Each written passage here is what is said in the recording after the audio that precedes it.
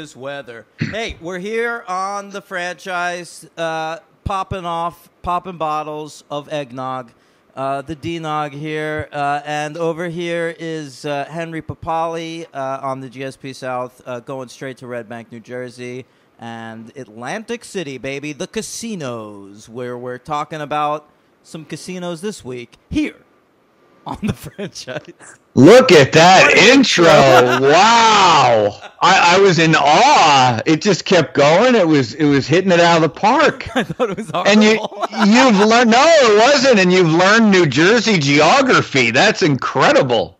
Well, you've managed to incorporate it into your intro for so long that I can pull it up at a moment's notice. And you've been to Red Bank, courtesy me. So that's right. We've been to Jay and Atlantic Bob's City. Secret Stash. Yeah. And what's that record store across the street? That was good. Jack's Music Shop. Shout out to Jack's, baby. Yeah, I'm sure that's business here in 2020. Just gonna say, I'm sure that's out of business, which is too bad, but that's okay. He'll come back when the cure comes, and we're all good again. Well, let's talk about another Jack this week, John Hughes. He's that's sort of right. Look, man, this guy tonight, he's Casey Kasem over here. That's right, coming in at number 3, baby. You know, my dad used to be a huge Casey Kasem fan growing up. He would listen to the news, like the countdown, you know? Yeah, who wasn't? Yeah. So he told me this story that I always think about to this day, and it really, it changed the way I think about my father. Okay? He told me that one time his dad tried to take him fishing, but it was at the same time as Casey Kasem's countdown show.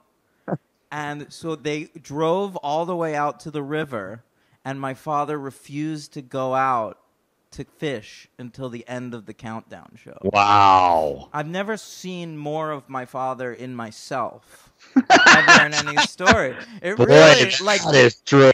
It kind of made me feel better about everything I ever did to my dad, because it turns out he was the same piece of shit. You would absolutely do that. I mean, whether it's bad or good, you would totally not want to leave the vehicle. Except I'm not listening to Casey Kasem, man. I'm listening to the Furious 5 at 9, the countdown to the 5 most furious songs on 92.3 K-Rock. Coming in at number 5, Rearranged by Limp Bizkit. Coming in at number 4, it's One Step Closer by Linkin Park. Coming in at number 3, it's I Disappear from the End of Days soundtrack by Metallica. Coming in at number 2, here it is, Falling Away From Me, the new one from Korn. And at last, coming in at number 1, oh, you better believe it, Chemicals Between Us, the brand new from Bush, here on 92.3 K-Rock. Wow, is that the 1999 list? That was whenever I was listening to K-Rock. Sure. Right after this, you'll be listening to our favorite two clowns, Opie and Anthony. Oh, that was a different network. No, it would be more like, and after this, here with the indie check-in, Matt Pinfield. Hey, it's me, Matt Pinfield. Who talks like Pinfield? It's me, Matt Pinfield, tonight. I'm going to be playing the new one from Travis for you. All right.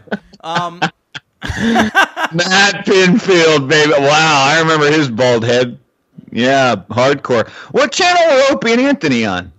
They were 102.7, baby. That's right, because I was off. I took a semester off in the fall '99, and I was living in North Jersey, and that's when I got very into Opie and Anthony, and then I left. Them. WNEW. Yeah. It's Wednesday, and you know what that means. Whip them out Wednesdays. Take your tits out on the road.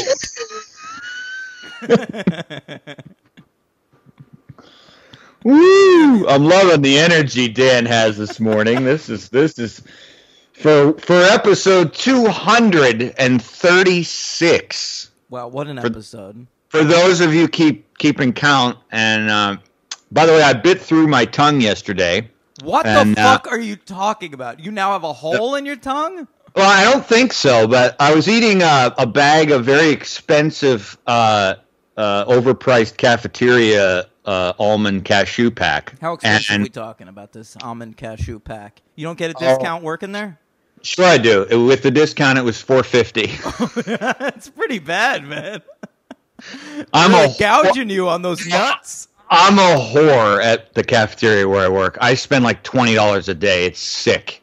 It's sick. You're But just anyway, funneling money back into your Oh, own I know. place. it's awful. And anyway, I was just munching away, and I heard like a crunch, and I did like oh man, I bit my tongue. Then I went to the bathroom. I had blood all over my lips and in my hands. It was wonderful. And How right good now, were those nuts, man. You were really like throwing caution to the wind. I was mad at the nuts, and I threw them out. So Are you fucking serious? I did. I threw them out. I was like, well, I'm not eating this now. What I can't do it. Rat. You blamed the nuts. So right now my tongue is slightly numb, but hopefully you don't you can't tell, and we'll have a good show tonight. Good one. Hey, let me see it. I don't know if you can. Stick that baby out. Ooh, this is such a close-up. I want to take a picture of this. I can't see it, man. Yeah. But I got a real good look at your tongue. Looks clean. That's a smooth tongue. You know, my father has a fissured tongue. Really? Yeah, do you know about those? No. A fissured tongue. It's like, do you know The the word cover? Do you know the cover of the Stand, that old Stephen King miniseries where the ground, it looks like molten rock? Yeah. That's what my dad's tongue looks like. Really? Yeah. Wow. It's wild. That is wild. I know. Tillian.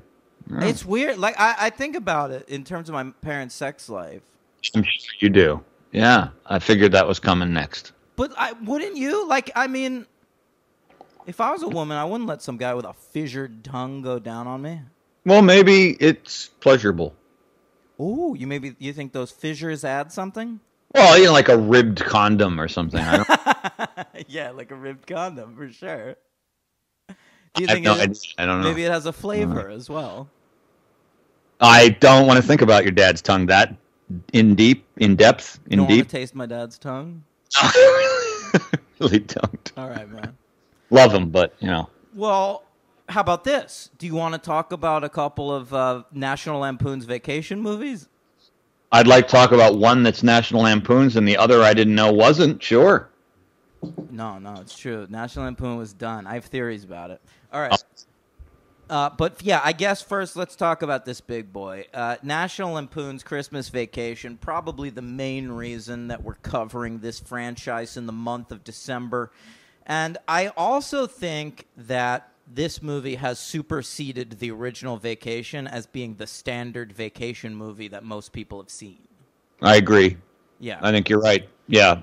It's right. played every Christmas, and that probably cemented it. That did it. Yeah, I feel like every Christmas movie is just a classic now. Like, Yeah, quality doesn't matter. People are constantly just watching bullshit from when I was a kid. Yeah, you're right about that. You turn on the TV, and doesn't matter what it is. It's got sleigh bells and trees. It's on the television. It's considered a classic. Yeah, I mean, I can't go too hard at these people because I have my own Christmas classics that I like to revisit that are terrible. No one but me has watched Surviving Christmas with Ben Affleck and James Gandolfini as much. Wow. Or Jack Frost, which I'm currently in the middle of right now. We're covering it on We Love Kids Movies this week. I really lobbied to cover that one. Sure. You would love that movie, Henry, because I think that the Jack Frost character is a lot like what you would be like as a parent. Oh, all right. I'm talking about Michael Keaton before he dies. Okay. Yeah, I've never seen it, obviously. Do me a favor. Watch the first half hour just before he dies. You can shut it off when he dies. Okay. But that's how I see you as a parent. Really? Yeah. Well, give me a brief idea. All right. here. Well, he's a white blues man, and he is still trying to make it as a musician. He's married to Kelly Preston. They get along. I'll take that part. He makes he's a good father, makes snowmen with his son, but he's out on the road a lot with his blues band. And he gave his son a harmonica that he said that he bought the day he was born and said, that is my favorite harmonica, and anytime you play it, I'll hear it. Okay. Yeah, I don't know about all that part. Is his blues band all white?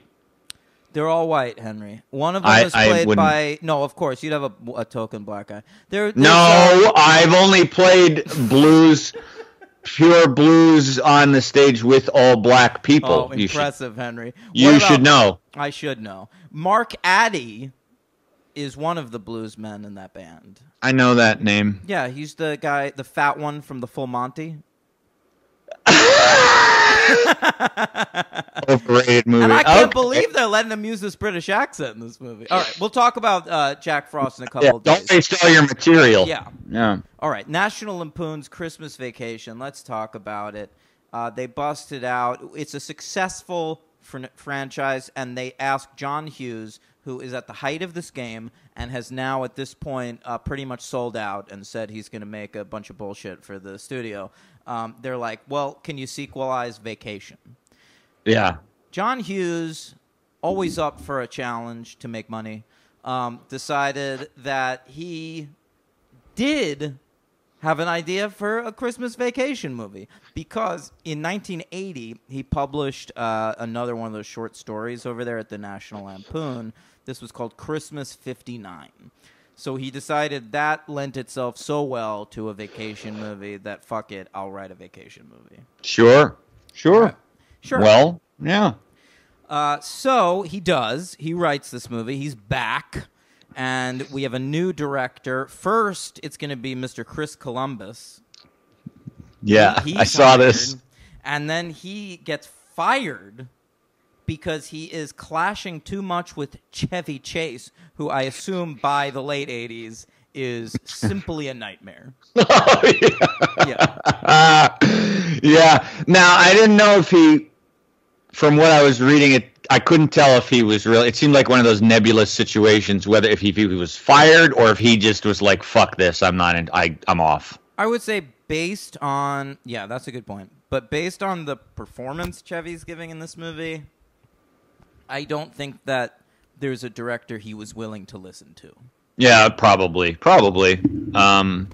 So they hired young Jeremiah S. Chechik, a young ingenue music video director who had recently worked with Van Halen and Hall & Oates. And they hire him because he's young and excited and he wants to do it. Yeah. And Jeremiah Chechik has had a fascinating career. I think Hollywood hosed him a little bit. He probably should have been able to make movies longer than he was allowed. Oh. One bad flop that really ruined his entire career. Yeah. What was that? That was 1998's The Avengers.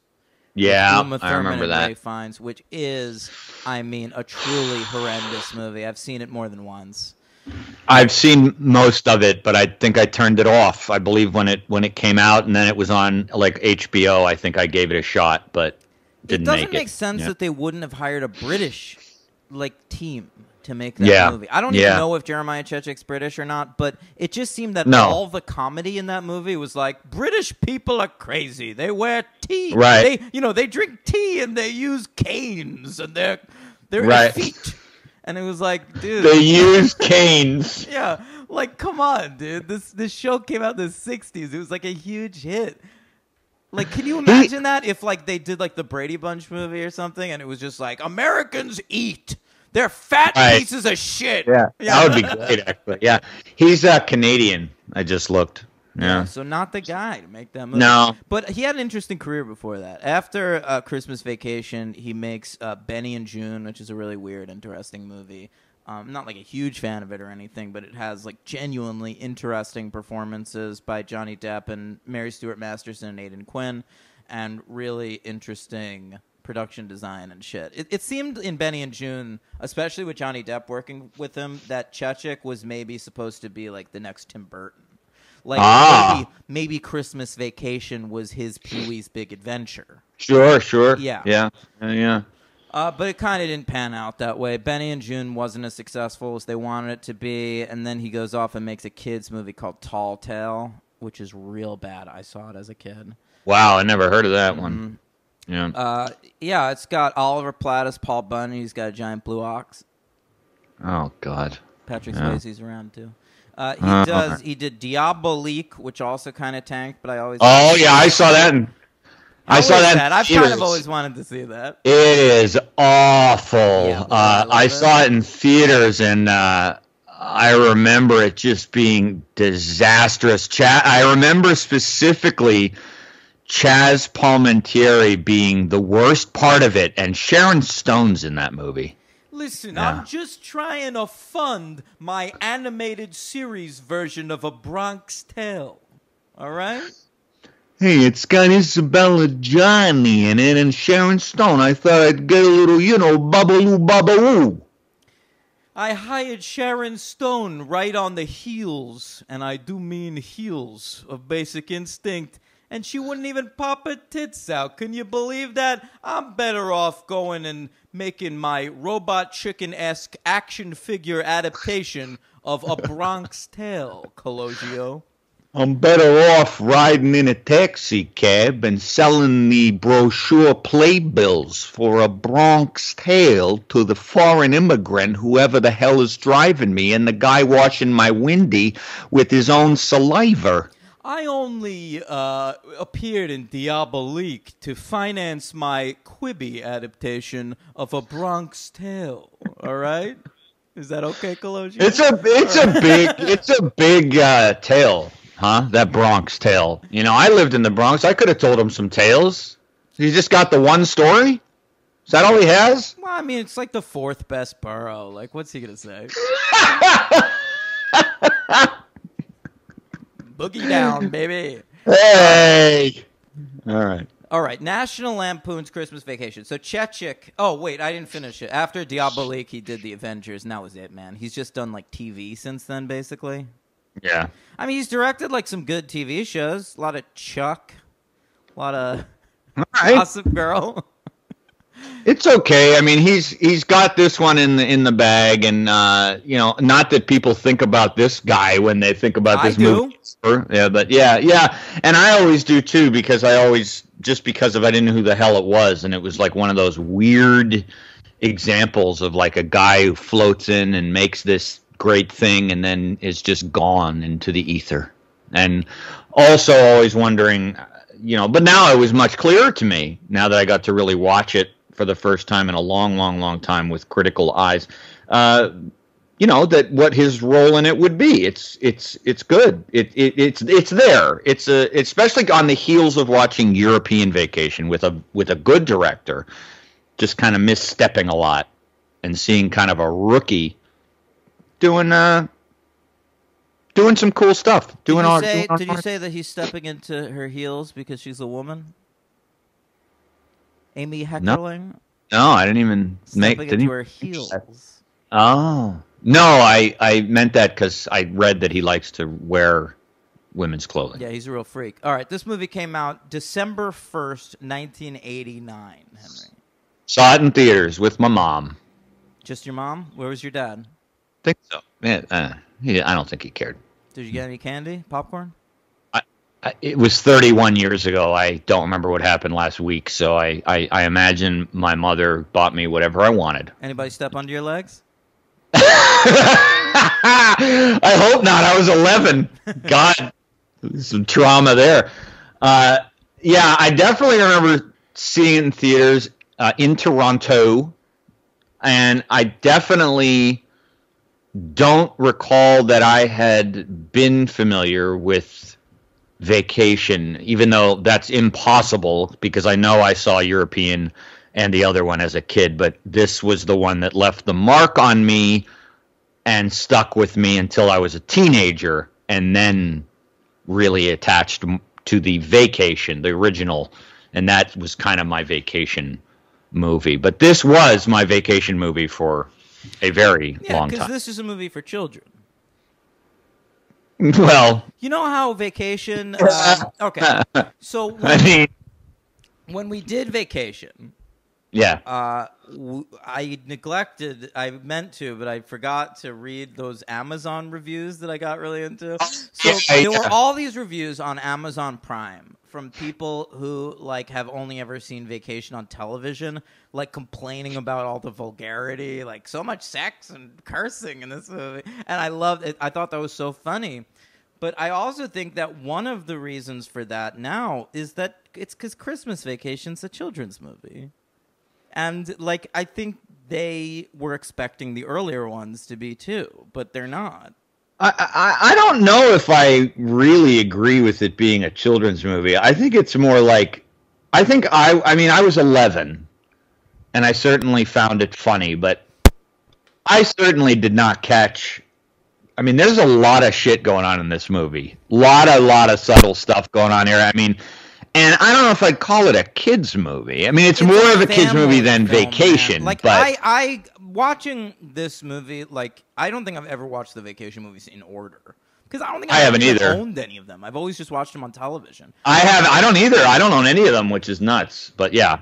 But, like, it seems to me that this movie's a bit of a course correction after European Vacation. This is clearly a family event. Yeah, but right. Okay, that's true. It's definitely a course correction, but I think that it's still got, I mean, it still has some swearing. It's still got a lady in a bikini diving off a pool. I don't think this is far removed from Home Alone, Henry. Like, this is John Hughes' first draft of Home Alone, this movie. But it doesn't have any of the sentimentality or the it has all of the goofball shit. Yeah, it does. Every time Chevy Chase like falls down in this movie, they add like a little "oh boy." But it's very. I think it's way more like Home Alone really goes for it. Like, and it goes along. It plays out the gags a long way, and especially with the Joe Pesci thing, it turns in. It's very Three Stooges-y. Yeah, I think this was the walkthrough for that movie. Maybe, but I mean, it's quicker. Like, this is a quicker movie, so like the gags happen and then they're kind of over. Very much like the original. Like, they're not drawn out. I don't think. Like, there's a lot of the cuts are quick. Henry's sitting there fumfering over his words, defending this movie. I'm comparing it to Home Alone, a movie I gave a 4. All right? I'm just saying that I think this is John Hughes. I think, like, this was the beginning of the end for John Hughes, for sure. Like, I like Christmas Vacation, but, like, he made this movie, he wrote it, and then he wrote Home Alone, and then that, you know, it leads to Curly Sue, which begats... which begets Baby's Day Out, which begets Dennis the Menace. Yeah. No, I get you. Home Alone just has a really different tone. It's got a lot of those like serious Christmas carols. It's about like the meaning of. It's got all that kind of stuff. This is way more, I think, in weird ways, like just purely off the wall. Where I feel like Home Alone's going for a deeper message, where it's got the homeless guy at the end, and he like comes, you know. I mean, it's got like a feel-goodedness, and this is just way more. I mean, a tree gets set on fire. We have a woman putting a cat in a box. We have cousin Eddie emptying a shitter into the sewer. There's not the same mean-spiritedness that there was in the first one. Like, Vacation is a really fucking cool, weird movie. Christmas Vacation, this is a movie for normies. That's possible. I don't know. To me, the only thing that like harkens back to the level of dark humor in the original Vacation is the stuff with the Next Door Neighbors with Julia Louis-Dreyfus. I don't know, Margot.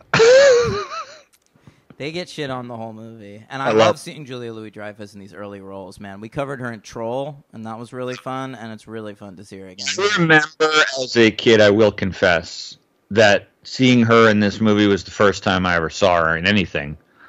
And God, was I in love. You're always in love. I feel like both of us as a kid were just constantly falling in love with actresses. I was. It's true. And she's so I kind of love that I was, now that looking back, because she's so awful in this movie. But there's something just about her. As a kid, I was floored. But, right, yeah. I understand that. Like, as a kid, for me, I would think I would have been really into Juliette Lewis, but the kids really take a back seat in this movie. Like, yeah, they do. Of the 4 Vacation movies we've watched, like, the kids have... Like, it's funny because this is by far the most of, like, a family movie, and yet the actual kids in the family have by far the least to do. It's definitely Chevy Chase like all the way through. And I mean, the thing is that what I did like, and it's a lot of visual cues and clicks are great because I think the grandparents are a big role too. And I didn't remember them being that funny, like on their own. The comedic individual performances, they're all really good. They're all very famous. They were more developed as individual characters. Though. Yeah, like they're sort of just expected to like they throw these like 4 old character actors in the mix and like let them pipe in when they want to, and that's funny. They're all good. Like I have nothing against any of them, but I do wish that they had more individuality. Like they were just like 4 old people. Right, but there were a couple of things I caught that I thought were really fun. I never ever caught this before, but because I watched it with subtitles because I'm losing my hearing. I never know 2 fathers. Clark walks down the stairs in that Blackhawks hockey jersey, which is a great touch, and everyone's screaming at the breakfast table. The 2 in-law fathers are clearly arguing about who suffered more during World War II. Mm-hmm. And did you catch that? Because they're like a lot of background stuff like that. Yeah, like E.G. Marshall's yelling at, I think it's John Randolph. He's like, "You said that you had that. We only had 2 K rations to last us for an entire month," and it was just like so funny. It was just like, that's great. That's great. And then just like things like when Chevy Chase kisses his mother-in-law's hair and then sort of wipes his mouth away because she's got so much hair product. I just didn't catch little things like that. That's all good. That's all good, Henry. All right, so this film comes out, I said, December 1st, 1989. It's a budget of $25 million. And it made $72.9 million. It's the biggest budget they've had so far, but it's also the biggest hit they've had so far. It came in at number 15 at the box office, right between Steel Magnolias and Turner and Hooch, classic film.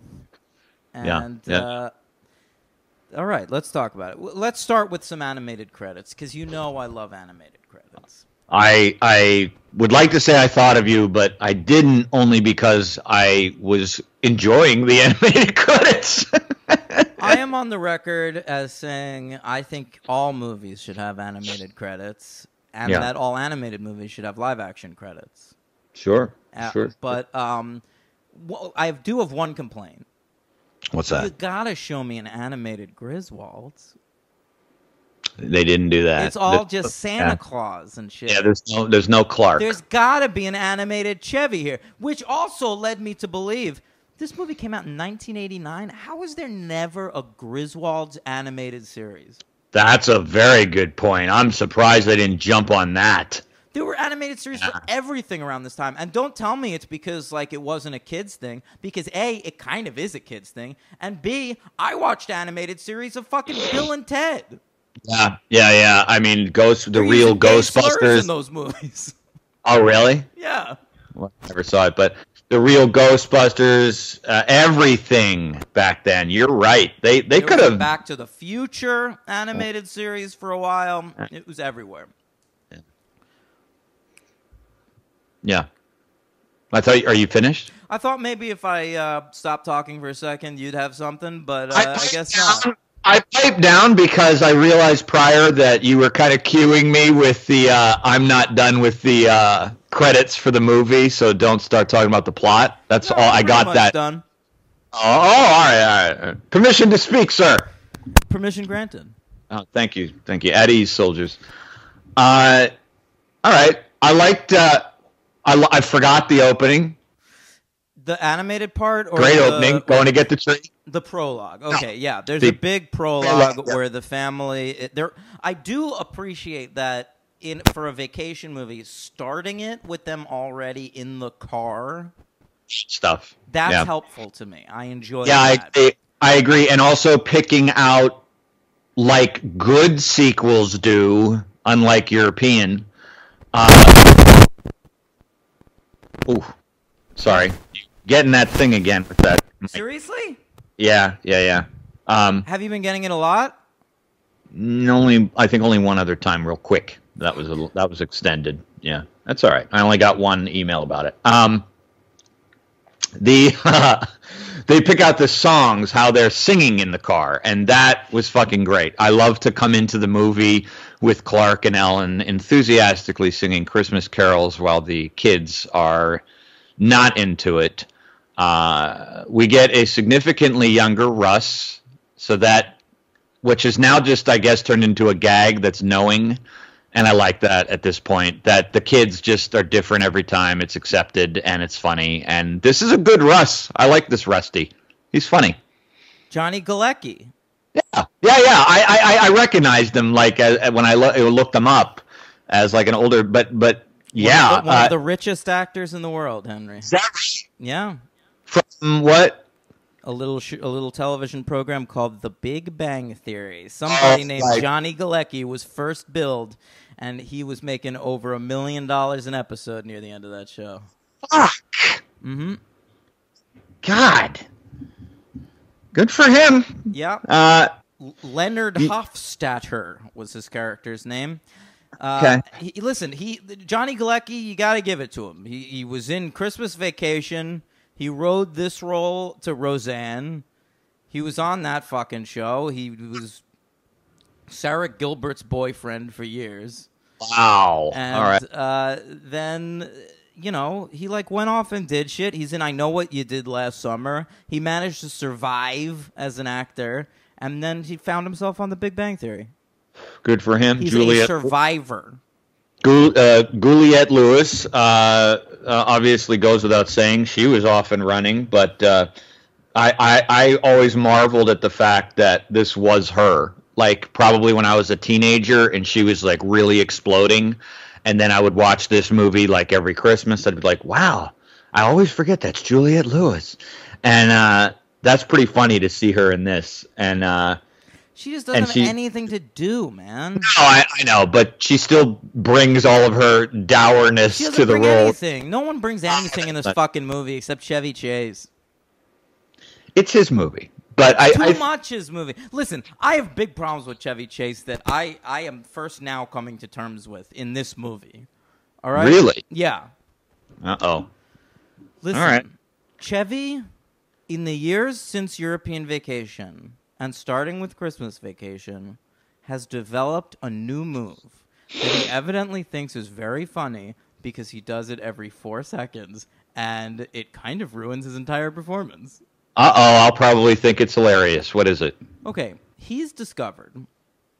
I assume, I have a theory about this. I think it's that he was doing a lot of coke in the 80s, and it would get him really excited. He'd have a lot of energy, and he would start doing this thing with his eyes that I think his friends probably found funny, and they'd laugh. And so he started incorporating it into his movie performances, and he's doing it all the time, never lets up. It's a completely new aspect of his comedy personality, and it kind of never went away. He does it all through the 90s. It's all over fucking Trapped in Paradise. I don't even know what fucking movies. Cops and Robertsons. Like the thing with the eyes, like that thing, like where he makes them real big. Yes, he does a thing where... But he did that all the way back to Fletch and Pryor. That was always a move of his. No, it's a go-to move from Chevy Chase. Maybe he overdoes it at this period. This is the movie where he really decides, this is the funniest thing I do. Is I pop my eyes out of my head suddenly in amazement about something, or surprise, or disgust. It's an all-purpose reaction. He could do it for literally anything that happens in this movie. Works every time. It does not work ever. It was driving me up a fucking wall. Is that right? It is this new Popeye move. I don't know what it is. I think it sinks the performance. Interesting. And I don't usually hear you react about a physical mannerism of an actor, especially one that, I know that you do like. Maybe because it's not like... I've been used to this move of his for so long, and he does incorporate it throughout his career, but I guess when I think about it in this movie, he does use it an awful lot. He does use it in the other two Vacation movies. I mean, it's there, man. Thing. It's not the same thing. Well, there's a lot of close-ups of him in this movie. The camera work in this movie definitely is more framed around like his upper torso and closer. Yeah. I think that's demanded by Chevy. Wow. Shots are fired. To me, Christmas Vacation is not as good a movie as I remember it being, and it's because of Chevy Chase. Wow. Well, we're gonna divert. He's my LVP on this one. Oh my! Riling the listeners today. I love it. Yeah, I disagree. I do understand what you're talking about. I think it sinks his career. Like, I think this movie, even though it's like a hit and it's considered like one of the greatest like successes for Chevy, I think the things he's doing in his performance in this movie, because this was so successful, he just kept doing them for the rest of his career. And every movie from the 90s is like unwatchable because of it. Like, he just lost it.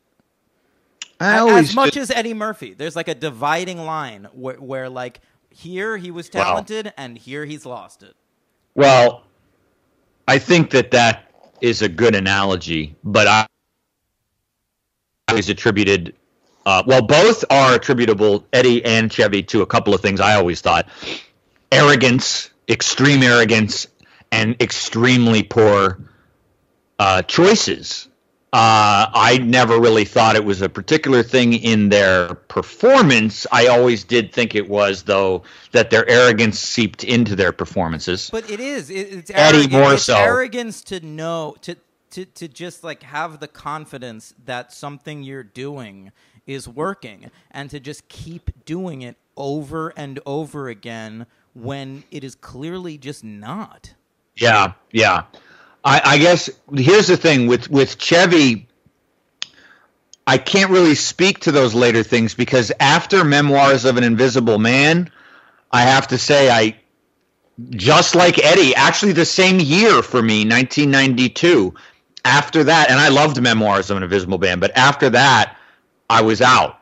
Like, I just stopped because I could see what he was getting involved with, and so Chevy was in a lot of kids' movies in the 90s, and so, like, I grew up watching Chevy Chase, and this is the Chevy Chase I knew, like, pulling these stupid Popeye faces, and I, like, to me, the Chevy Chase, the laid-back, like, cool, disaffected guy of, like, Fletch and SNL and those the first Vacation, like, that's a different actor to me.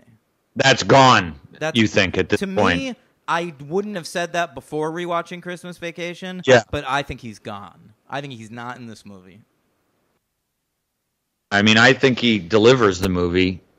I think he's absolutely fantastic in it, and I also think his one-liners and asides are as good as ever. The asides are what keep the movie afloat because he can still do that. He can still nail that. He never lost that. He's still doing that in like Community and shit. But like, I don't know, man. It's just not like, he does make me laugh. Like, there's the whole tree scene we were talking about, the prologue at the beginning, and they set up the tree in the house, and it's enormous, and they open it up, and he's like inside of the tree, and he just has that line. There's a lot of sap in here. That's very funny. Of course, then of course, then he feels the need to repeat the line, which is not a lot of sap. Yeah. And the finding of the tree, I like it harkens back to his constant indifference towards Audrey when she's frozen. Clark, Audrey's... it's all part of the experience. You know, that kind of stuff is still there, and I like that. They picked this tree out. It's enormous. It's a sight gag that I think in other movies I personally would not find even remotely funny. But it works in this movie. I don't know. I mean, what did you think about when they're like lying in bed and he's got the sap stuck to the magazines? Too much? Yeah.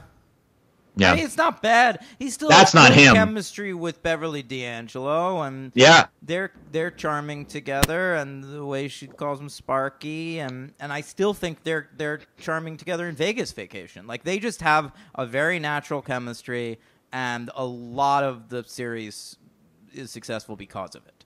Yeah, they do. I do think that a lot of what people remember about this movie and a lot of what works about it is honestly due to Jeremiah Chechik. He is developing a sort of tone and a way of looking at the world that is really interesting to me.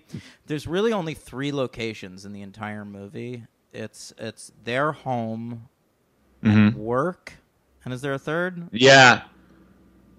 Actually, I don't. Well, they go sledding, but I mean that's one scene. That's not what I'm thinking of. Anyway, while I was watching the movie, I remember noticing this. Like the home. Oh, it's the next door neighbor's home, is what I'm thinking of. Oh yeah. Okay. Yeah. So like, think about the 3 locations in this movie. This film was made in 1989.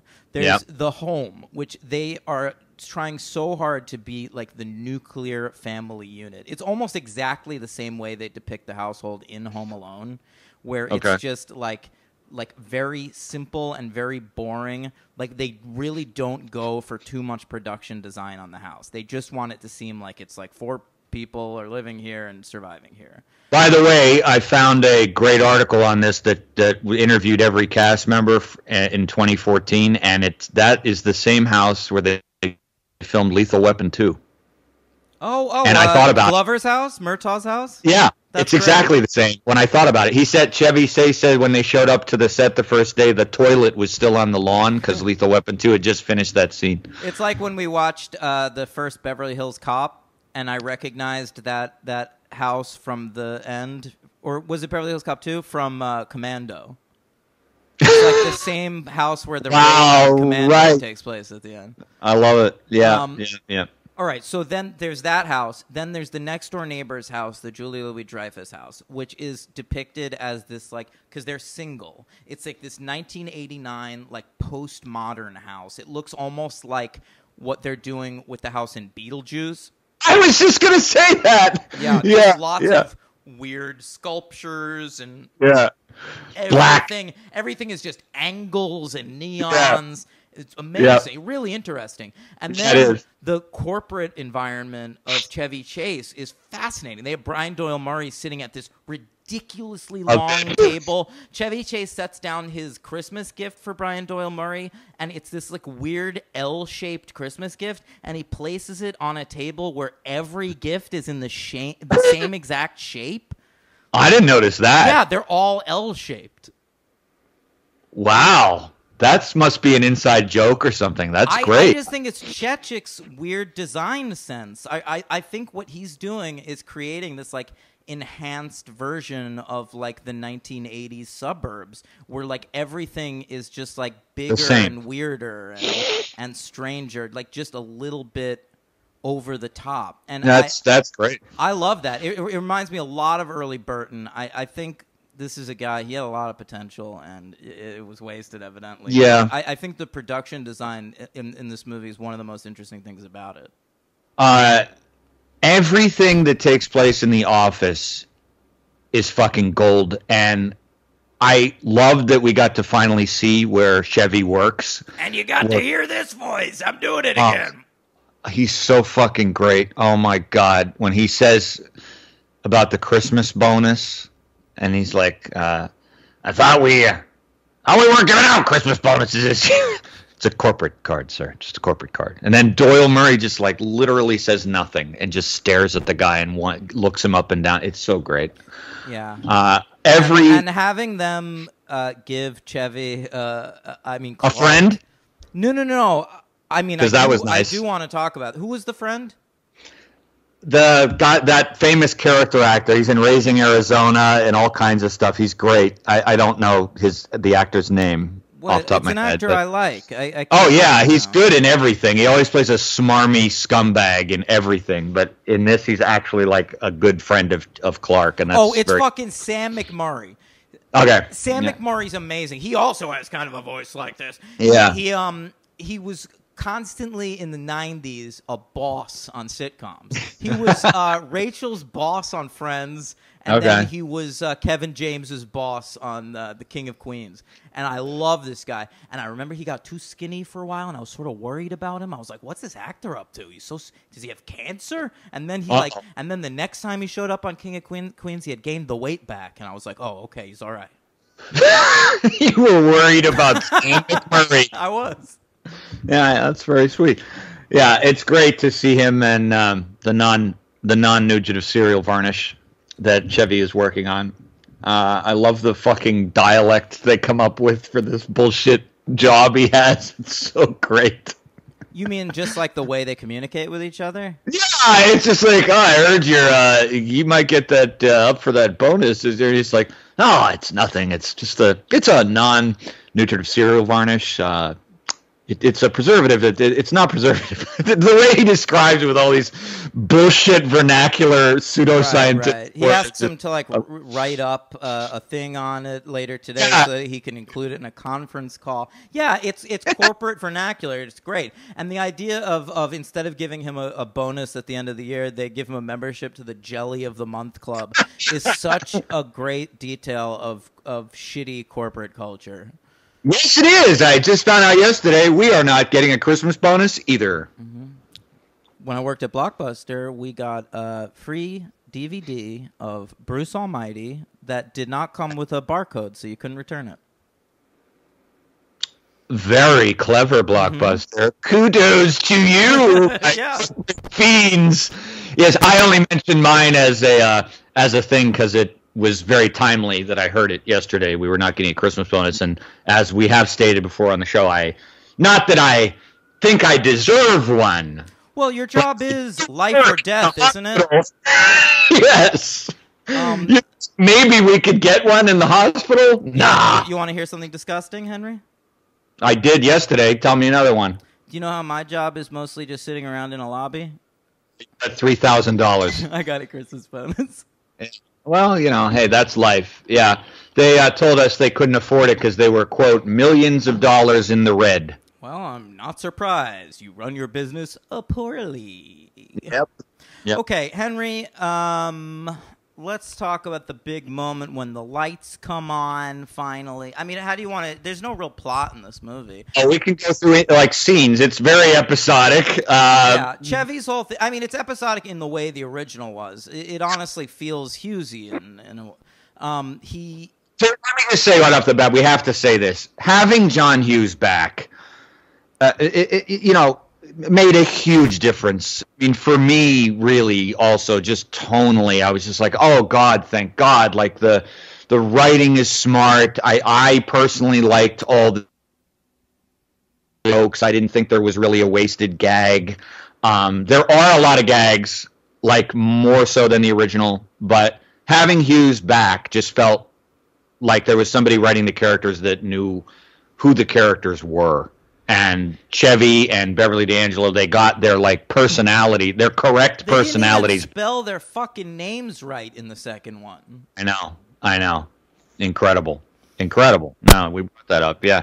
I mean, obviously the lighting of the tree is great. I love the attention and time that Chechik and Hughes take to just the outs. It always makes me sad because I always look at the scenes where he's lighting the house and everyone else is inside, clearly eating dinner or doing whatever, and Chevy is just on the roof of that house, and it's like 3 cuts to him just still out there toiling, and it's just so alone, and it's that just... That fall is bad, though. That fall is just Home Alone 2 Lost in New York. Very much, but I like the first fall, when the ladder just gives, and he just kind of slides down the ladder. When he slides... Oh, that's a little better, yeah. It helps that Chevy's reaction to that is almost nothing. He just gets off like nothing happened. Yeah, not the fall into the tree, not that. The sliding straight down, and then he looks around real quick and sees that nobody saw.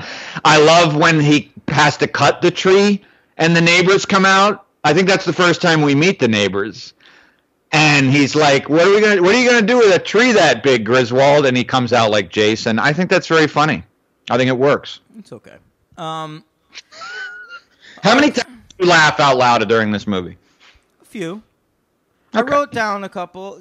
Some of them I don't remember. I always just write down when I laugh. Do you remember, I think it's the old man, he goes to the tree and he goes, so what's the matter with you? What's the matter with you? The old man. Oh, wait, the old William Hickey, the Uncle Lewis? Yeah. That made me laugh. E.G. Marshall always has one of my favorite lines in one of the great scenes when the house does go light up and everybody is lined up. And this is how long it had been since I've seen the movie. And I've seen this movie an obnoxious amount of times, but it's clearly been 20 years or so. When they're going along the line and giving everybody like a line to say about the house, and then all of a sudden Eddie's there, like, I know Eddie's in the movie. He's a big part of the movie. But when he showed up, I completely had forgotten that that's how he makes his entrance. And that's fucking great. But when he goes along the line of the parents and he gets to E.G. Marshall and he puts his arm around him and he goes, Art, Dad. And E.G. Marshall just goes, them twinkle lights aren't twinkling. And he's just like, I know, Art, and thanks for noticing. Love it. Love it. And really, Eddie just kind of, I have to say, kind of takes over for a little bit, and it's good. It's a great depiction of Eddie. The entire dialogue between him and Clark in the living room about what has become of Eddie's kids and that they're at the carnival working for the yak woman. And, I mean, Randy Quaid is fucking brilliant. This is the Uncle Eddie I know and love. I really love Randy Quaid in this movie. He's my MVP. I think he brings along sort of a creepiness and a darkness that offsets the Home Alone tendencies of the rest of the movie. By the time he's in Vegas Vacation, I think he's so toned down because Randy Quaid had been in Independence Day, and they're kind of just asking him to do his Independence Day character in that fourth one. The performance feels very different in this one. It's a very specific version of Eddie that's a little heavier hearted and a little bit darker and a little weirder and a little bit more menacing. And that's interesting. I never thought that. I just thought it was more. This is an Eddie who would steal your wife, who would just fuck your woman at a moment's notice. I feel like this Eddie has a chill in his fucking heart. But he brings along these two tiny kids that are both fucking savages who can't speak in complete sentences. And that adds another element to it. Like, they're just these maniacs. Like, it's almost like they have, like, the Hills Have Eyes family in their house. The best scene in the entire movie is Chevy talking to that little girl. That's great. That scene is really moving. And the fact that they do that and keep up the character of the little girl, like, she's just this fucking savage who, like, she's sweet and she's a little girl and she wants a good Christmas, but she, like, barely knows how to talk. She doesn't know how to act. Like, she talks about her family like they're fucking sewer rats. And like, I love the way Chevy reacts to her, and he's really sweet to her, and he tries to convince her that Santa's real in like a really sweet, cute way. I love that scene. I love it too. I know. I just thought it was funny that that's what you thought of Eddie, because I thought of, after watching the original for this viewing, I thought that version was much darker, and because of that incest thing, and just because of, you see his house and his wife's he's in it so briefly that it's a bit more than anything else. In this movie, he has to make Cousin Eddie a character. Yeah, but I still thought that this Eddie was kind of lovable and still just pathetic and sad. But like the scenes when like they're in the grocery store together and he keeps piling on the dog food, and the scenes at the dinner table where his wife cooks the turkey and it explodes on the table. Oh my God, disgusting. And he just looks at her and she starts crying, and he just goes, "Why are you crying?" Like, he doesn't get it. He doesn't get anything. And that kind of makes him... And, he kidnaps Clark's boss out of stupidity and because he wants to do something for Clark, I don't know. I know that he does it in like, a meaningful way, but like, his focus is Clark. Like, this is a character who doesn't understand that kidnapping a man and holding him for ransom is not a bad thing to do. No, right, but you're doing a slightly more like coherent, deeper analysis of the character. Like I think what we see on screen. That's what Randy's creating. I think that the film is creating Eddie to be like just a lovable weirdo, like a dummy for a comedy. But I think Randy Quaid is doing some heavy lifting with this character, and it's a genuinely interesting performance in this movie. Yeah.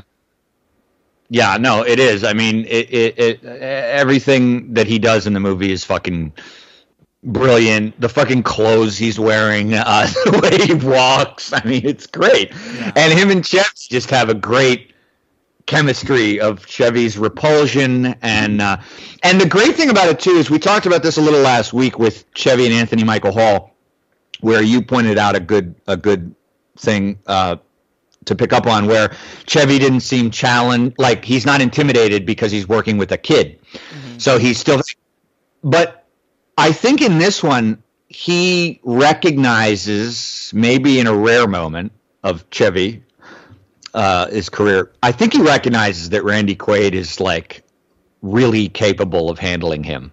And he's creating a breakout character, and Chevy doesn't like that. But you can't tell that. Chevy works. I don't think you can. I think he works with it beautifully. I think there's no surprise that Chevy's best scene in the movie is with a little kid. Oh, you don't think that you don't like their give and take in the living room? It's good, but it is good. Chevy's good in that scene, but I do think that this is a movie that was going to be Chevy Chase's movie, or Chevy was fucking walking. Well, I think you're right, but that's a lot of stuff that's happening kind of off screen. I mean, you're saying you can sense it on screen. Chevy's performances in this era are so uncomfortable to me. That is fascinating to me. I just don't feel that way It's yet. like everything early on was so natural in that first Vacation movie, and now it's labored. Like he's planning the bits. Yeah, I mean, he might be, but I just don't feel that he was there yet, because it's not there to me on screen yet. I don't feel that way. I mean, he still holds a scene on his own, like the whole scene in the attic when he. That's his favorite kind of scene to perform. He's on his own. But it's great. I don't like that scene. I love that sequence. It's a great sequence. Oh, man. Boy, all right. Coming at the movie a little hard. It's not as good as I remember it being. Yeah. It's just as good as me remembering it, but it did remind me that there was probably, and I was not happy about this, but it's okay because I still love this movie. I think it's awesome, but I was unhappy that it did kind of remind me of why my switch in my teenage years really did go for the original Vacation and kind of stayed that way all these years subsequently, because I guess it does work more seamlessly, and it is more wild than I really gave it credit for at the time. Yeah, it's not surprising to me that this is the Vacation movie with the most mainstream success, because this is a movie for families to watch around Christmas. And there's not really anything taking away from that. No, I mean, the thing is that for me personally, I don't generally find Christmas family movies that entertaining at all, and this one is, and I guess it's just for me, and I guess it is because I do think the jokes are very funny, and it is kind of adult to me. I don't really go on board with it's a whole kids movie. I mean, you probably were fucking losing your shit during this scene if you hated his facial tics, but the scene in the department store with the girl. Oh, yeah. I mean, it's such a blatant ripoff of the Christy Brinkley stuff from the first movie. And I liked this sequence when I was a kid a lot, and I still thought it was funny, and I have nostalgia for it, definitely. But he really, like, the whole purpose of this scene is just him pulling faces. Yeah.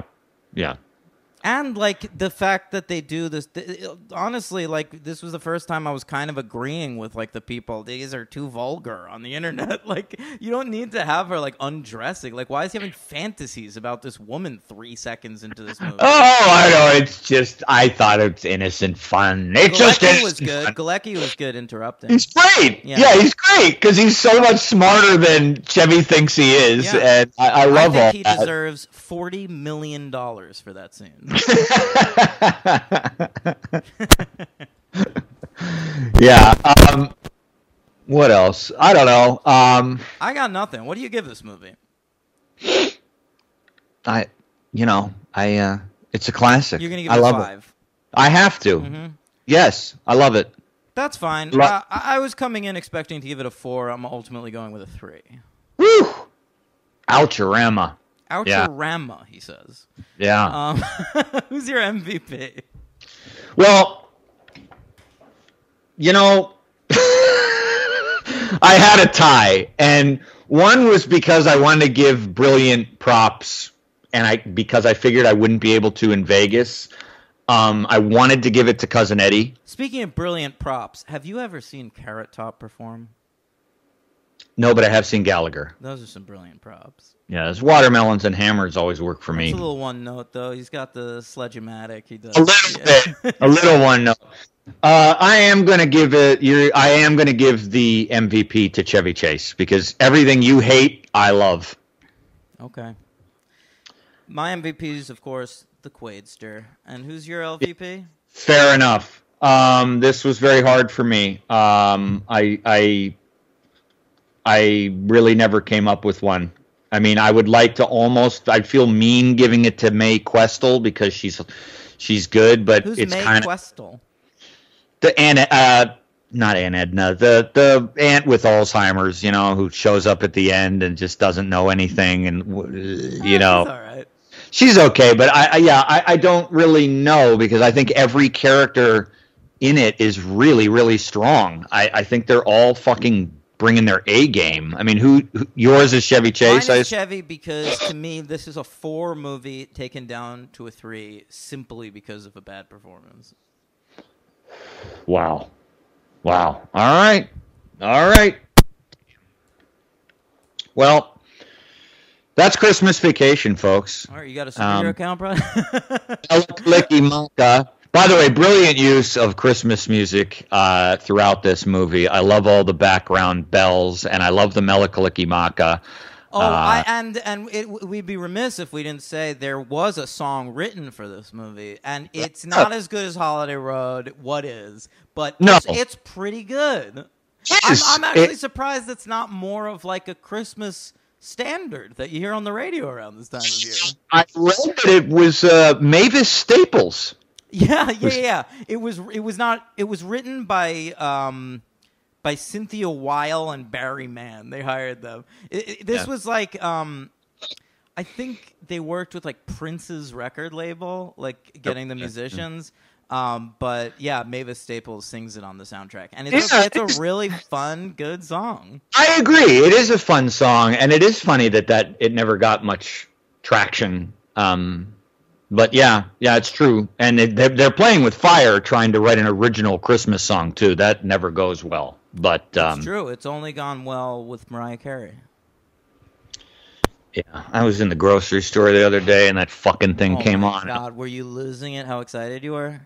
I was losing it because all I got was PTSD from Union Square, Barnes & Noble in the holiday time when it was just a fucking madhouse and the music was playing at 90 and that decibels. Would pump me up. No, I liked when we played Christmas music around Christmas, but do you remember we had this maniac alcoholic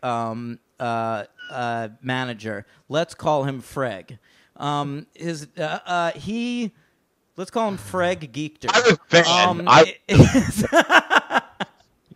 I loved him. But yeah. No, I loved him too. Nothing against him. He was great. He fired me once and then hired me back 3 days later. Because you can't complain.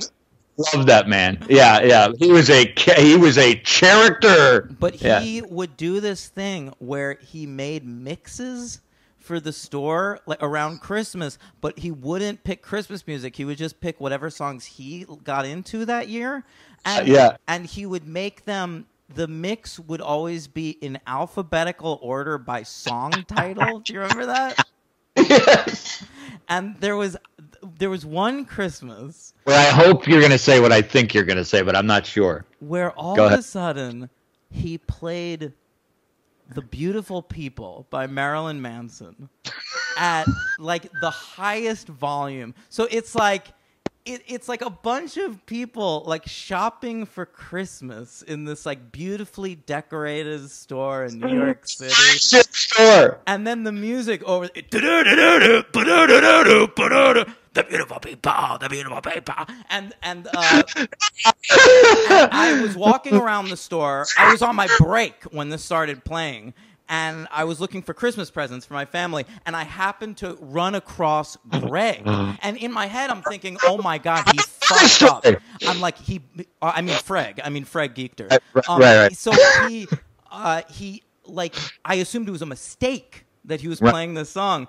And so I caught his eye, and he just gave me a look. He pointed at the ceiling, like to note the music, and he gave me like a thumbs up, like, "Hey, pretty cool." That's genius, dude! I didn't know that. Yeah, I don't remember it. Oh my God! I thought you were going to tell the one that about with Crazy Train. Wait, you mean Crazy Town, the Butterfly song? Crazy Train, the Ozzy Osbourne song. That day, yeah. I don't think it was at Christmas, but he was just playing like a very mellow mix of shit, and it was all at 11. And then all of a sudden, I remember like Alex and Matt Wasserman were walking around, and all of a sudden, the music kicked in, and it was like, gong gong, gong gong, gong gong, gong gong. And it was so loud, and oh my God, it was like every I almost said passenger, every customer was just like terrified. Yeah. It was amazing. He was great. What a store.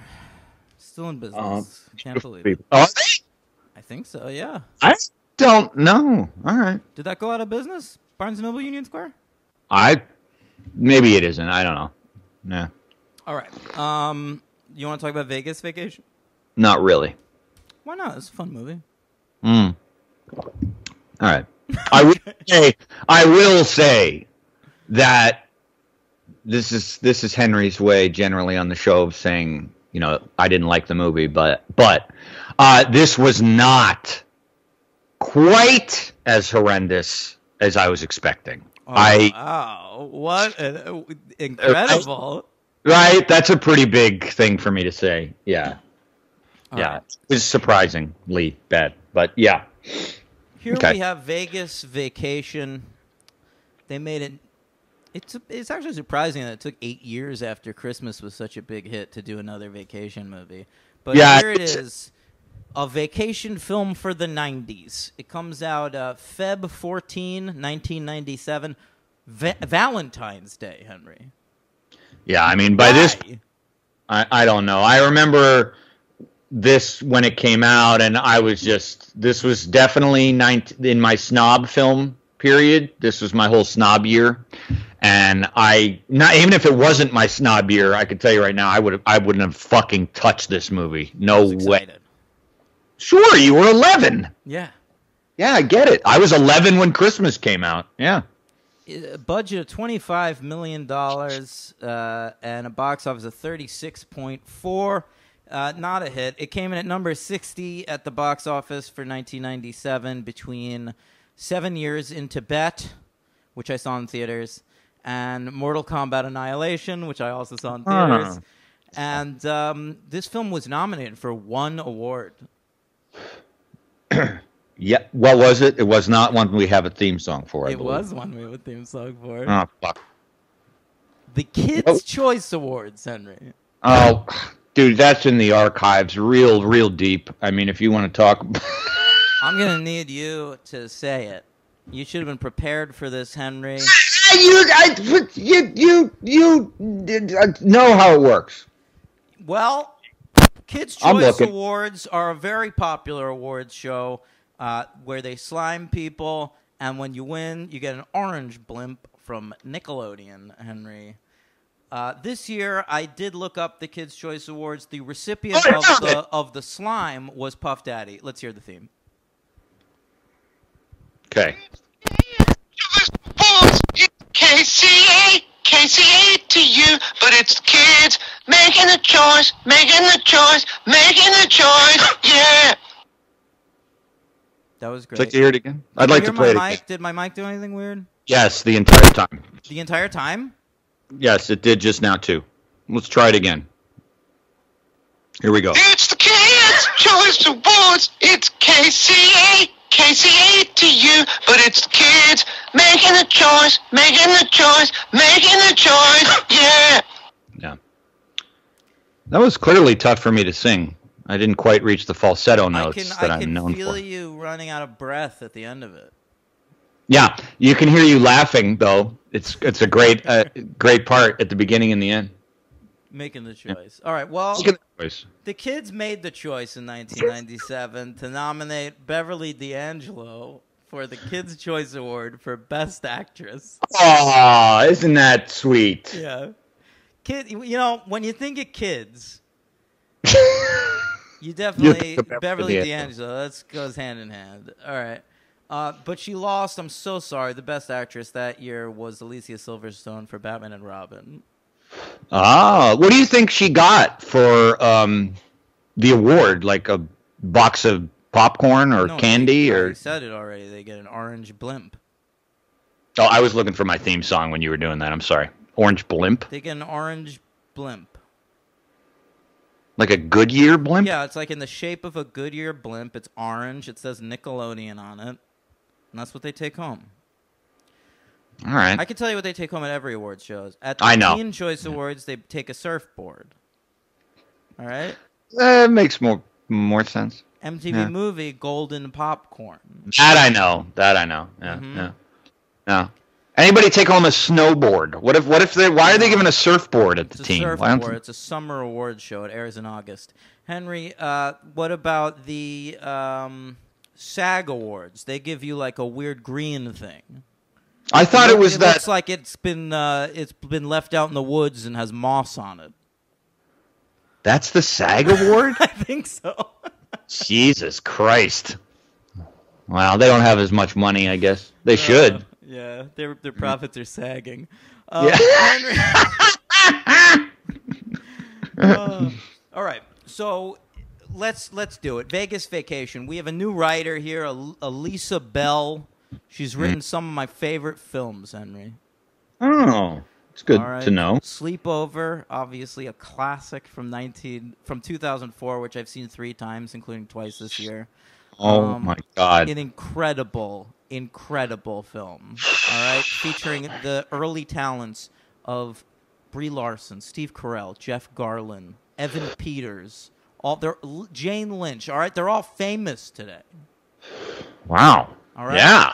Jeez. Then she wrote Little Black Book, obviously an incredible Brittany Murphy film with a great Carly Simon cameo.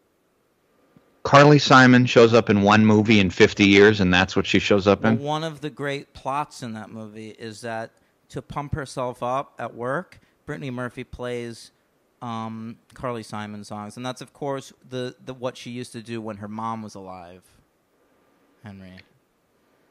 So at the end of the movie, she makes a real splash on television, on her boss's television show. She works as a producer.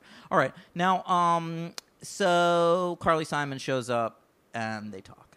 She's going to be a guest. Well, that's nice, I guess. I mean, every time I hear Brittany Murphy's name, I just get melancholy. Do you get like a weird sad boner? 8 Mile. 8 Mile, yeah. 8 inches. All right. Henry, Chevy. All right, let's fucking get into it. We got a new director as well. I didn't say that. He's Steven Kessler. He's done fucking nothing, this guy. He's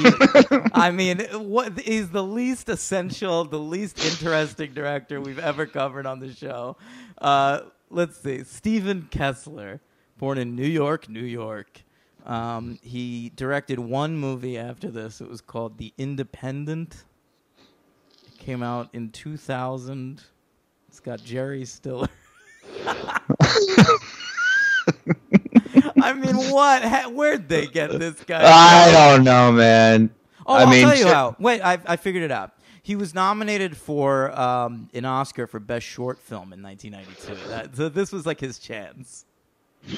God. All right.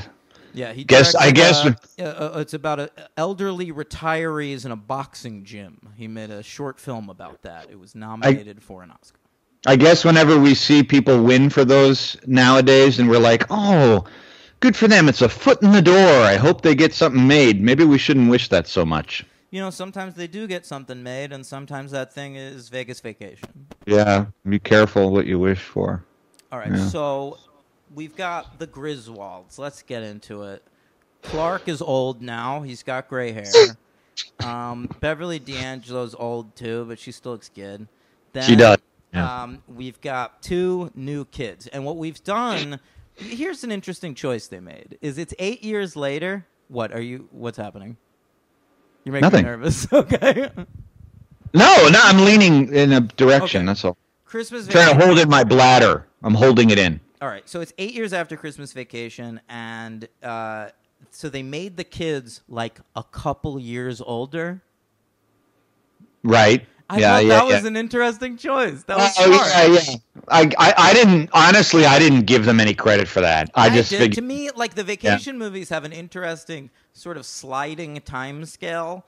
Well, yeah. Like the kids can never make it out of high school. But that's true. Since Chevy and Beverly D'Angelo are like visibly older in this one, we're just gonna make them later teens. Yeah, I mean that could be true. That could be true. I guess if they would have made them like 12 and 13 in this movie, it would have been slightly weird. Yeah.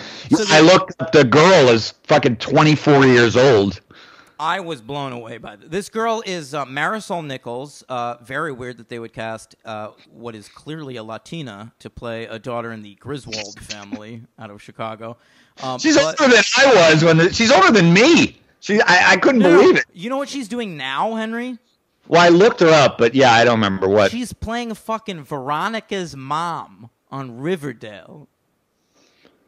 Yeah, she's 47. It's just so crazy that in 1997, you can play like a 15-year-old. I know. And then like 20 years later, you're the mom of a 15-year-old. It's so, like, television and movies are just so wild when it comes to that shit. Fucked up industry. It's amazing, and it's no different from the porn industry. Like, I've watched porn since I'm 13, Henry. Yeah. More like 10. All right? Okay. So all of the porn actors I liked when I was like a teenager that were playing like the teens who were like boning their professors or their stepdads or whatever, they're all playing like moms now in porn. They're all like the stepmom or the teacher. It's like there's no middle ground. It's like you're a teenager and then you live to see yourself become a MILF. Yeah, you're not allowed to have a late 20s or early 30s. That doesn't exist in porn. And so I find it interesting. It's kind of the same way in movies. Like, you play a teenager until you're like 30, and then you're just a mom. And I knew the son. Ethan Embry. Yeah, but I didn't know that it was in one of those obscure horror movies I watched, which was one of the it was awesome, and I actually met someone who had seen it too. The Devil's Candy. Fucking great movie. Great. Look it up. I will look it up, Henry. I guarantee you're at least 2 stars ahead of anybody else on Letterboxd. I don't know what I give it, but it's excellent. Look it up on Letterboxd. Devil's Candy. Let's see. Henry watched this. A struggling painter is possessed by satanic forces. Well, I've got news for you. This has pretty good reviews. Yeah, I know it does. Never mind. You can have this one. Oh, yeah, I know. Yeah. It was kind of a trap I set for you. But anyway, that I don't know really if I've seen him in other things. Well, the listeners will primarily know him, I assume, Henry, from the work he did 1 year after Vacation as the star of the seminal high school movie Can't Hardly Wait. Oh, right. Okay, sure. He's interesting because around this period of his career, he was playing a lot of like really clean-cut teens. He always had this like short blonde hairdo, and he kind of like grew out of that really fast, but he like managed to keep his career alive. So at this point in his life, he's like bald and grizzled and bearded and shit, and he plays a lot of like character roles. He was on Justified and shit. Okay. Mm-hmm. All right. That's what he does now. He doesn't look anything like he used to. Like, look at his like IMDb picture and then look at him in this movie. Right. No, I saw on Letterboxd. I saw too. I don't know what that looks like. Yeah. Quite grizzled. Quite grizzled. I'll just say right now that mainly because of his storyline, but you know, he's fine too. He's my MVP in Vegas. I thought he's fantastic in this movie. I thought it was actually the best use of the kids since the fucking first one. Embry's really good. He was also, by the way, in Empire Records, and he's I saw that. And he's the bass player in the band in That Thing You Do. Ugh. All right. A classic. All right. So, right, let's get into the movie, I guess. Chevy gets this. What does he do? Something good happens at work. He gets a raise. Yeah, it's very forced. And I'll tell you what. As somebody who's watching these movies back to back, I was very disturbed by a detail in this scene. Okay. He gets a promotion, Henry, for his great work with food preservatives. Right. Excuse me, Henry, but in the original Vacation movie, they very specifically say that he works with additives and specifically not preservatives. You are correct. And even in Christmas Vacation, when he said it's a non-nutritive cereal varnish, I believe he also mentions the word additive is mentioned. Right. Yeah. All right? That's right. So go fuck yourself, Vegas. You need to pay closer attention to continuity. It does amaze me that it's so obvious when people get... I mean, it's like fans, and this might sound obvious, the first part of my statement, but like fans pay so much more attention than the people making the movie sometimes. That's not true anymore. I think like... Well, it can be. Nah, that doesn't happen anymore. I don't know, man. I mean, if you're talking about something like The Mandalorian, where the makers... By the way, the fucking Mandalorian is off the charts awesome. Yeah, it kicks ass. Holy shit! Yeah, that you Bill guys Burr aren't episode watching that this week was real good. Oh my god, such a great show. Anyway, I don't know, okay, you say it doesn't happen anymore. I mean, I hope not. I don't know. I mean, I just feel like the work that Disney has done with intellectual property has, like, Kevin Feige takes that Marvel shit so seriously that, like, I don't think they would ever put out something that, like, fans could get overly mad. Well, no, Marvel wouldn't, but I'm talking about things like this, where they're just not paying attention to the other movies very much. I feel like they do now, but, like, back then, I honestly think, like, they could make a Vacation movie and, like, the writer didn't even have to, like, go back and watch the other movies. Oh, I'm sure they didn't. Yeah, it's disturbing, but yeah. Okay, so they decide to go to Las Vegas to celebrate the 20th anniversary of Clark and what's her face, Ellen. And it's already very forced. We got to point out the opening scene where he's driving in the neighborhood and he's not looking at. Again, like, it just crosses like an airplane line. Like, we're not making spoofs, right? I didn't think we were, but a lot of times it seems like it. Yeah, and that opening scene, he's just driving in his neighborhood, like wrecking people. I mean, it's just ridiculous, man. No, it's very late 90s. It's like watching the fucking Mr. Magoo movie with Leslie Nielsen or something. But, like, I do think they, like, pull it together pretty quickly, and once they're in Vegas, it does feel to me like a Vacation movie. Yeah, a little bit more. Yeah. So they go to Vegas, and everyone sort of splits up and has their own storylines. Like, we want to challenge the Donna-Clark relationship. I think it's not a bad move to give Donna a love interest in this movie. Who the fuck is Donna? What's her name? Ellen. Ellen? So oh. yeah. Donna Clark. I'm like, is Donna Clark a character? No. It's like they have that whole storyline in the original Vacation with Christy Brinkley.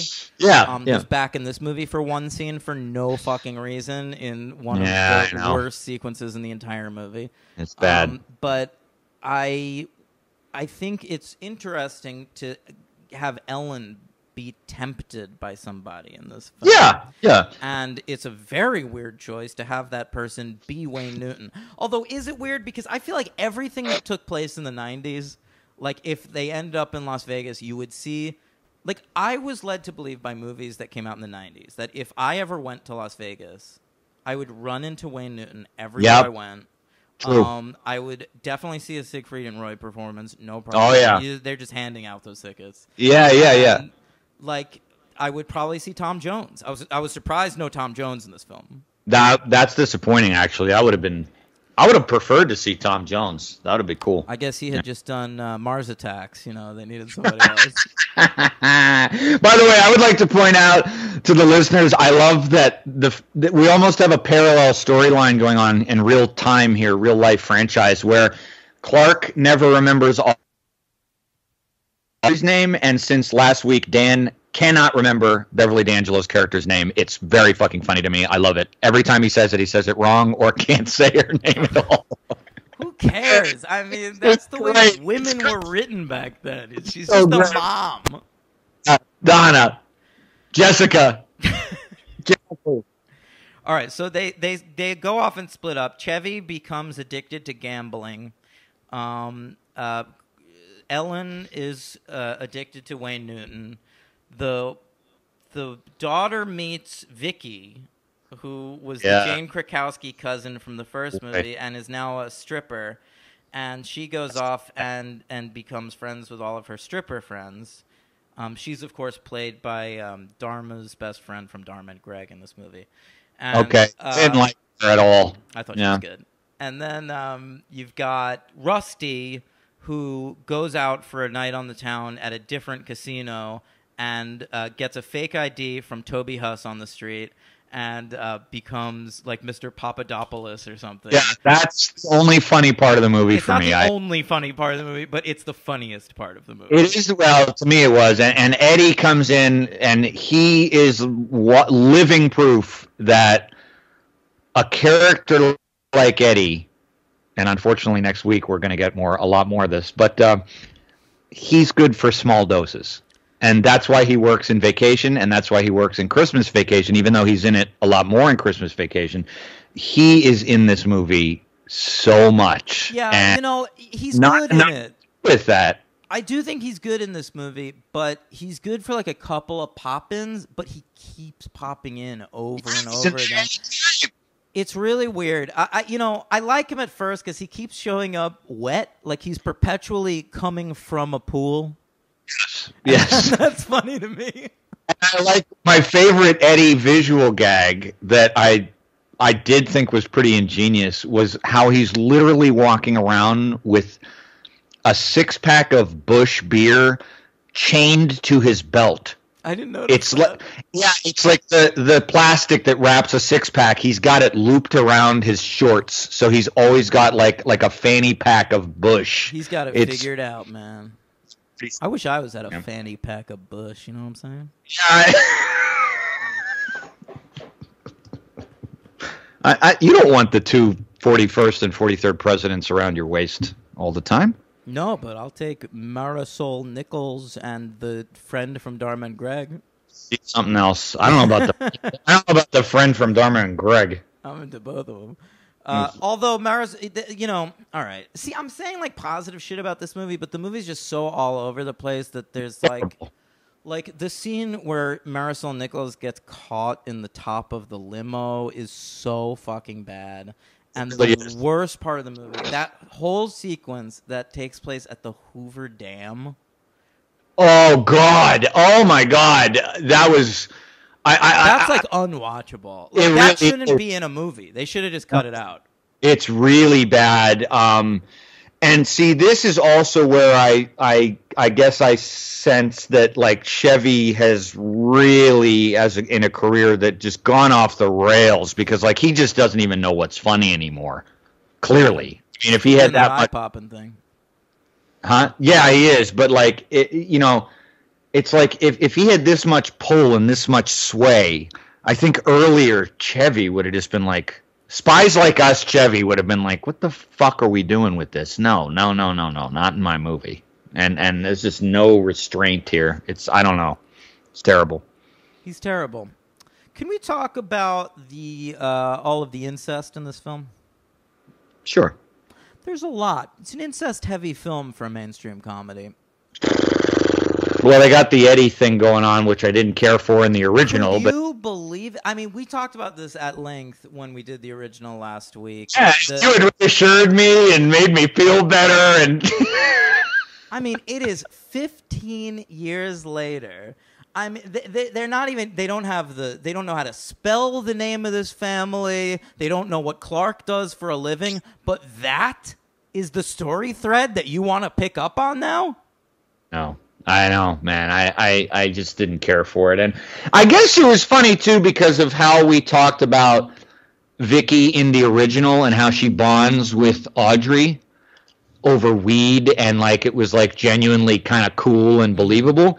And I was just so disappointed that, like, talk about character investment of a film watcher. But I was just like, this is how Vicky turned out?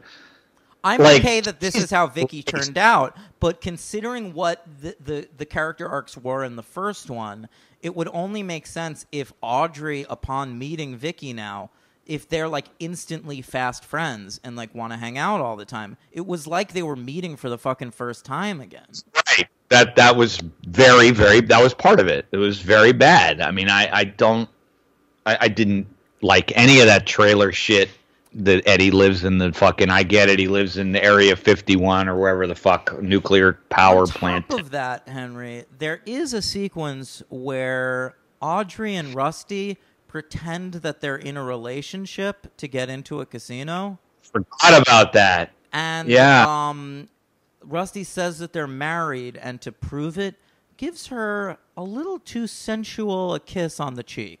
Agreed. And even weirder line, because he has no reason to do it, is after Audrey, like, discovers her, whatever, sexuality and her, confidence, and she's wearing this very tight dress, and Clark is horrified. Rusty goes, oh, who would have known Audrey had such a set of legs on her? And I'm just like, what? I know. You And Chevy tells him to stop, but in a way where it's like, I understand that your sister is giving us both an enormous boner right now, but we can't really look at her like that. Oh my God, it was just so strange. And he doesn't say legs. He says something vulgar. I don't remember what it was, but it's like stems or some shit. Yeah, it's so weird. It was like, you're right on the inside. I didn't even remember that shit. Yeah, very odd. Yeah, I was interested in it. All right. Who do you want to point anything out? Anything you enjoyed or found really bad? I thought that Chevy Clark discovering that he's addicted to gambling had potential, and I liked Wallace Shawn being the blackjack dealer. He is good. Yeah, it's kind of a shitty bit and like a bad SNL sketch where like. Because, like, it also doesn't make sense. Like, he keeps getting Wallace Shawn as a blackjack dealer. Like, he can just go to another table. Like, these Las Vegas casinos have hundreds of blackjack tables. Yeah. I took you to Atlantic City. You could do that. No, I've only ever been to a casino with you, Henry.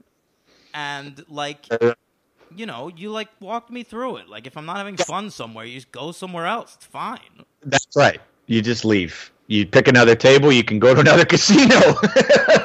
I have thankfully never lost money. I've always made money or come out even when we've been to the casino. Yeah, Dan did well that time. I did not. I don't think I won a dime. No, but it wasn't because you lost. It was because you literally dropped your money on the floor of the casino. But I lost too. I lost too, but I did. Yeah, I lost the 20, right? You took like $30 out to play roulette at one point, and you lost like 20 of it immediately. Horrible. Yeah, that was a very Griswold thing to do. It was, and then you just watched me play like a weirdo. Yeah. That's what I did. That's what you did. I want to go back to my MVP. Yeah. Toby Huss. Oh, he's Okay, Toby Huss, he is an incredible actor. He was already the strongest man in the world in Pete and Pete. And more recently, he was incredible on *Halt and Catch Fire* over there on AMC. But he's one of my favorite character actors, and he has like 2 extended scenes in this movie trying to sell Rusty a fake ID on the strip, and I just think he's so funny. He is. Like, I agree. Patter, is from a different movie. I assume it is all improvised. I honestly do, because it is so much more clever than literally everything else going on in the movie. Yeah, it's too quick for this movie, so it very well could have been. Yeah, it works. It's short. And yeah, I even except they go back a second time, and usually like when they try to like recapture a good bit in a movie, like I don't want that, but it's funny again.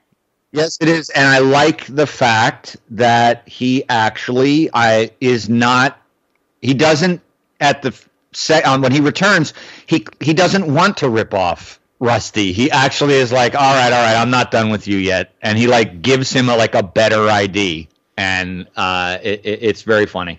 And he gets to go and play craps, which was fun, which is the game I've always been jealous of watching other people play and never learning, even though I've had a book on it that was given to me by somebody 13 years ago. And I still can't understand the game. But and the pit boss does come up to him and like try to like catch him in the act, and he manages to fool him. It's great. Yeah, it is great. Ethan Embry is really funny in that scene. I do think he's good.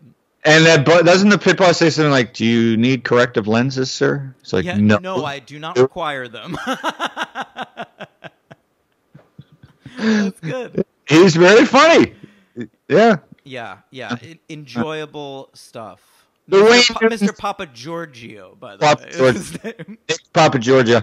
We get a couple of old celebrity cameos there, right? We got Jerry Weintraub. We got Sid Caesar. Jerry Weintraub, one of the producers of this movie. He's just like hanging around. He plays a guy named like Gilly or something.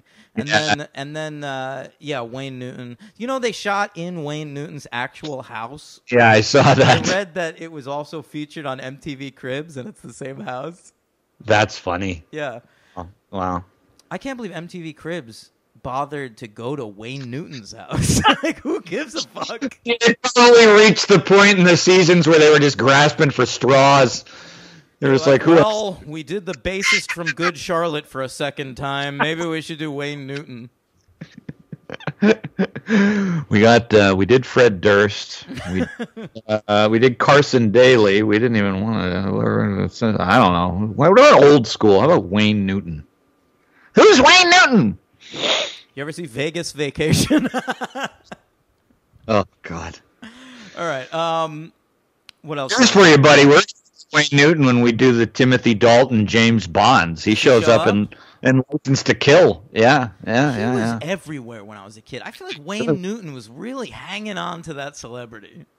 Still is. Or is he dead now? Let's look it up. No, he's still alive. And frankly, only a couple years older than my dad. I thought he was like 100. He looks like he's already had so much work done in this movie.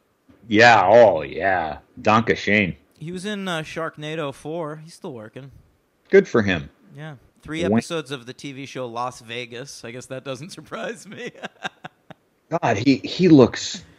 He was a casino manager on Fresh Prince of Bel-Air. I'm telling you, he was just always around in Las Vegas. He played himself on both Full House and Roseanne.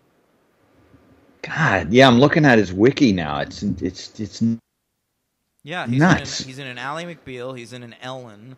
He's in the audience of the boxing match in Ocean's 11. He plays himself in Smokin' Aces. What a career Wayne Newton has had. Damn, dude. The Apprentice. He's in that? Yeah. He was in 2013. Henry, I remember. That was an important episode. It was, I believe, the finale, and the 2 people left, so Trump can choose who was going to be the apprentice. They had to run 2 separate They had to be the project manager of two separate events. One was like a golf tournament, and one was a Wayne Newton concert. Okay. Yeah. I don't remember. I don't want. Well, yeah. I don't want to talk about The Apprentice. I'm sorry I brought it up. Well, maybe it'll come back. Let's hope so, because that'll be a perfect out of my life. I saw someone on the internet say that he should redo The Apprentice now and have it be like he tells his three children, that the three he cares about, right, that he's only going to pardon one of them. First of all, I think he only cares about two of them, or one. What about me, Eric Trump? Yeah, I don't. It's me, Eric Trump. Eric Trump.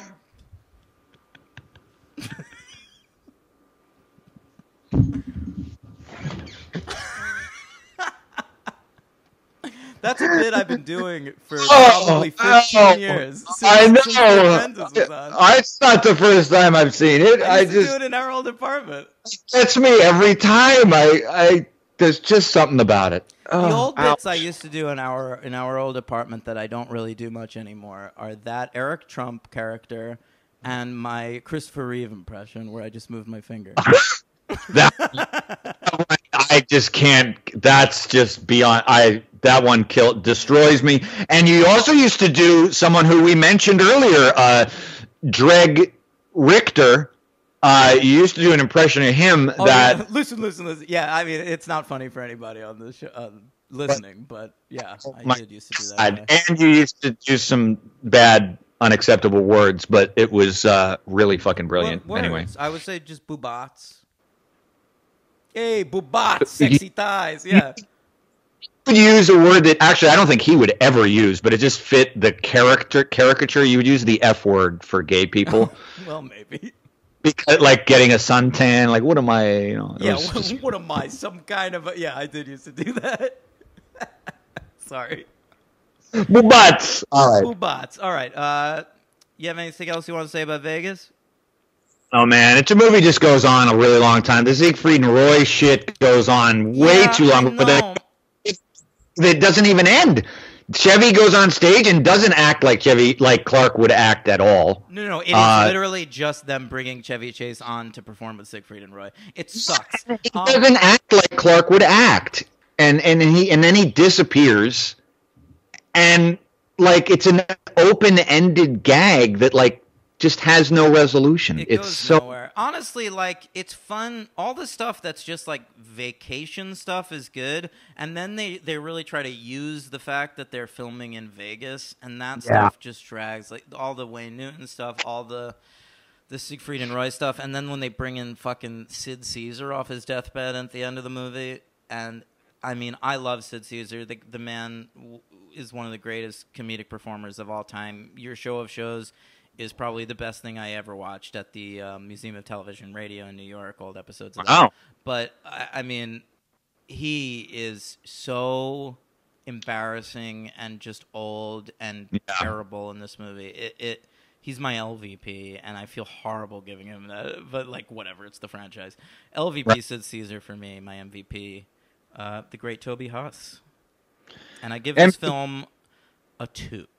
That's what I give it. Yeah, I considered a 3, but it's just so all over the map, man. Like I do think that this is a fine movie to watch if it's a Sunday afternoon. You throw this baby on. Listen, if you own a DVD of Vegas Vacation, don't ever put it on. It's not worthwhile. But if you catch this on television, watch 20 minutes of it. I don't know. The only reason it's a 2 for me is because I was expecting it to be a 1, and I was expecting it to be a like quality of like a VOD, and it's not. This is a real movie. And I remember loving the look of it as a kid. It doesn't look that great anymore, but when this film first came out, it had very modern production values. Like we'd only ever seen the Griswolds in the 80s, and this movie looks super 90s. And I remember feeling very impressed with that. And now it looks just as old as any of the other ones. It just looks like 90s, not 80s. Right. I know it's true. But yeah, two it for felt me. Cutting edge at the time. MVP Rusty, LVP. There was so many fucking choices. I just landed on Vicky. I almost want to give it to. Man. I almost want to give it to Randy Quaid, but it's not his fault that they stuck him in every fucking. Much. He's okay in his bits. Yeah, yeah, right. So, but yeah, so that's Vegas. We did it.